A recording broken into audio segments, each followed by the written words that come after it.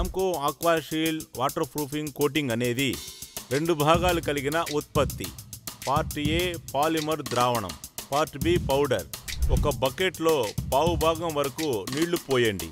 దాంట్లో part A polymer ద్రావణాన్ని 1% కలపండి. తర్వాత పార్ట్ బి పౌడర్ని 2 భాగాలు మెల్లగా కలపండి. మిక్సర్ను ఉపయోగించి బాగా కలపండి. కళాయి బాగా మెత్తగా బ్రష్తో బాగా పూసే విధంగా వచ్చేంత వరకు కలపాలి.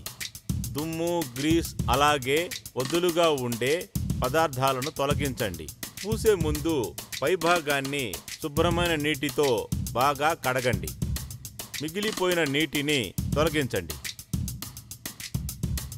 0.8 నుండి 1 మిల్లీమీటర్ మందానికి పూర్తిగా పైభాగానికి మొదటి కోటింగ్గా వేయండి. మొదటి కోటింగ్ మీద నిటారుగా 0.8 నుండి 1 మిల్లీమీటర్ మందానికి రెండవ కోటింగ్ వేయండి. రెండవ కోటింగ్ క్యూరింగ్ పూర్తయ్యేటప్పుడు పైభాగానికి ఇంకా రక్షణ కలిగించే విధంగా 1:4 అనే శాతంలో సిమెంట్ అలాగే ఇసుక కలిపిన కళాయిని స్క్రీడ్గా వేయండి.